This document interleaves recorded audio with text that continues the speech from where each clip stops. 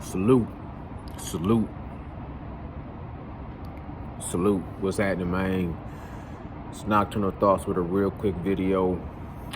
Then I'm gonna get out the way. So, the title of this video is I am not a huge fan of Demetrius Boo Boo Andrade's style. I prefer the style of David Benavidez. But I have to give Boo Boo Andrade a fair shot at shocking the world and upsetting the apple cart. That's a long title, so I'm going to condense it down to say something a little bit more simplified and say I'm not a fan of Demetrius Boo Boo Andrade's style. I like movies, man. Old movies. One of my favorite movies back in the day called The Edge with Anthony Hopkins and Alec Baldwin. Anthony Hopkins was this rich old guy who had like a photographic memory and a beautiful model wife, and Alec Baldwin was like the dude that took the pictures, and he was trying to basically take the girl from the rich old dude, you know what I'm saying? They went out to some mountains to take some pictures, right? But when they get to this cabin, Anthony Hopkins' wife is bragging about how intelligent her husband is, how he remembers everything, how he knows everything. And the guy that owned the lodge or the cabin, he said, I don't believe that. And she said, go ahead and see if you can beat him at a question. And he looks around and I tell you what, he pulls down this long blade, this paddle for like a canoe. And on the front of the blade, it had a picture of a panther. He says, what's on the other side of this blade? And Anthony Hopkins says, it's a rabbit smoking a pipe. He flips it over. He was like, I'll be damned. And Alec Baldwin's like, why would that be? How did you know that? He says, it's a old traditional motif, a Cree Indian symbolism. On one side is the panther, and on the other side would be a rabbit smoking a pipe.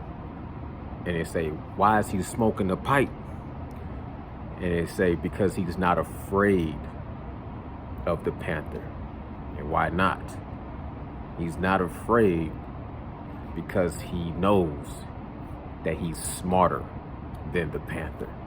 So he sits calmly, smoking his pipe, not worried about a damn thing.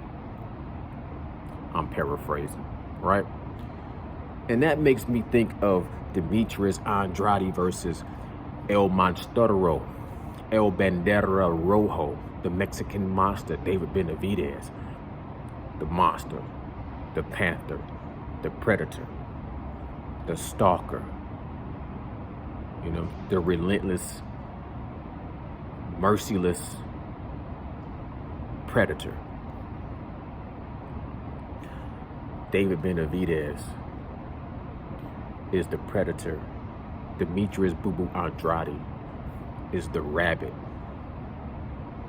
But he's cool. He's cooler than a polar bear's toenails. He's cooler than a breeze. He's cooler than a, Eskimo. You know what I mean? He's cooler than the other side of the pillow.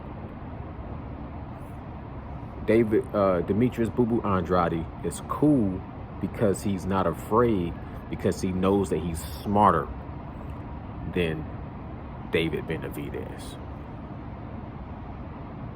He's going to try an old boxing motif. The boxer can outbox the puncher. Swim underwater and not get wet. Hit and not get hit. You reach and I teach. He's smarter. He's confident. He's not afraid of David Benavidez. But I'll be honest with you, I don't like his style. In comparison, I'ma always prefer the Predator style. That's just me. Like, if I was to go back in time, I kid you not, if I could go back in time, even though Muhammad Ali, float like a butterfly, sting like a bee, clash is clay, that's the GOAT. In my opinion, best boxer of all times, in and outside the ring.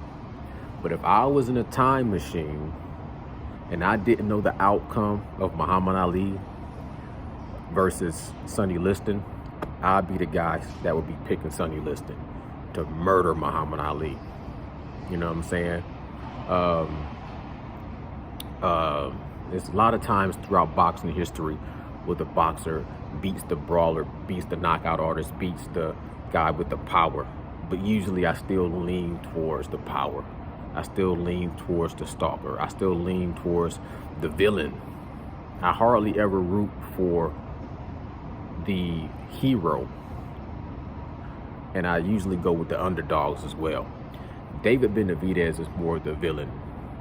You know what I'm saying? Big, young, strong, and he beats people to fuck up.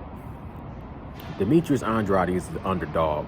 He's older. Before he's kind of been kept on the outskirts, and now he's finally getting a shot, but he's like 35. So that makes me pull for him too, because I always give a salute to the older guys. You know what I'm saying? But that southpaw, awkward boxing virtuoso style, when I look at his style, Demetrius Andrade, what I don't like about his style sometimes is, even though he'll come out and he'll drop his guy a couple of times, he'll start to fight to the level of his competition, or he'll start to cruise to a victory once he feels he got the, you know, everything secure in the first half of the fight. He kind of secures a lead, and then he'll kind of cruise and, you know, and to cruise to the 12th round and win by decision. Sometimes I don't like the way he seems. Sometimes to me he kind of fatigues. Sometimes to me he kind of loses some of his creativity and imagination down the stretch, and some of his punches look a little bit more like wing punches. His style is awkward, is unorthodox, is unpredictable. I appreciate his style. I appreciate that getting low, spring loading, you know what I'm saying? Wild punch, like not wild punches, but he'll get real low on his back foot, load up, and he'll, you know what I'm saying, line you up with this and just swing and catch somebody. But a lot of, to me, he goes off at feel. Like, to me, he's great at going off, throwing punches, and just can feel where his opponent is going to be. David Benavidez, I think he has better eyes. I think because he's taller, even though sometimes that high guard defense, I feel like, can blind himself from, punches coming his way. From his advantage point, I still feel like David Benavidez got great eyes to throw these punches to catch you even in awkward positions. So even though Demetrius Andrade has an awkward style, David Benavidez also has an awkward style, just more offensive and a little bit more of a punishing, you know what I'm saying? I don't want to say Mexican style, but his style is a little bit more like come forward and pressure you and try to break you down. And down the stretch, it's like a snowball effect. Like, he tries to accumulate damage down the stretch. So I like both of these guys. I really don't have no dog in the fight, but I'm being honest. When I look at their two styles, stylistically, it's a great matchup. I wouldn't say 50-50, but you can't count Demetrius Boo Boo Andrade out, because he's a live dog. He has a bag of tricks. He's very dynamic. He's very unpredictable, and he definitely can get out to a fast start. I just don't think he can afford to fatigue. His conditioning got to be on point. He can't afford to.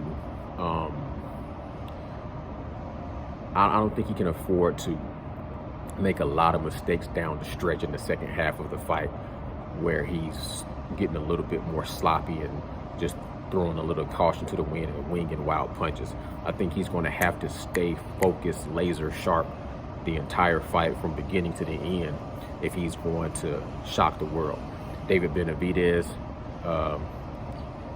you know, as far as his style, he can't be just looking to head hunt and knock out. He can't be going for this huge knockout. He's going to have to stick to his game plan and break his opponent down. You know, go to the body, slow his opponent down. And he's going to also have to be having an elevated IQ, because if he's allowed Andrade to outthink him, then I think he can outbox him. But if he also is operating at a high IQ and understanding that he can't afford to give away early rounds, he can't just come out the gate slow and allowing Demetrius Andrade to control the ring generalship. If he understands that I have to set a certain pace and a certain tone, and it's up to Demetrius Andrade to change the complexion of the fight.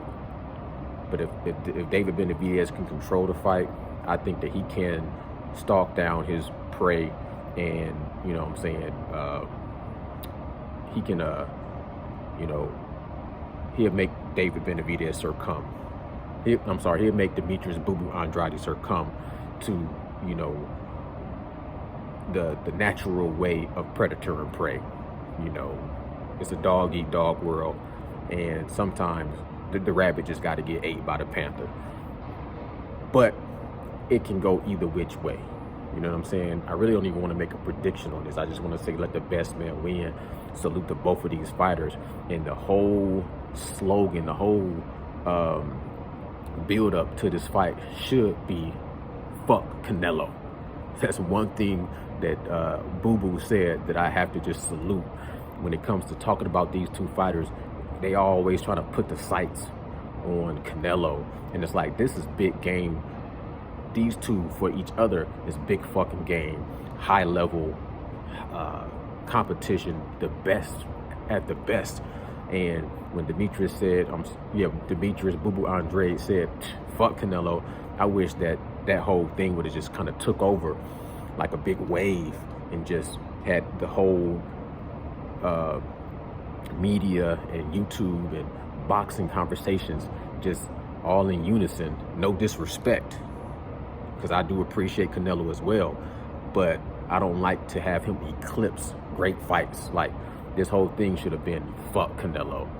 So Demetrius Andrade, I give him a huge opportunity to shock the world and do what Muhammad Ali did against Sonny Liston, to do like what Bernard Hopkins did, older, fighting Felix Trinidad, and so on and so forth, when you come to great slick boxers out-thinking and out-boxing you know, guys with power and guys that's known for you know, punishment and stalking and walking a man down and breaking them down.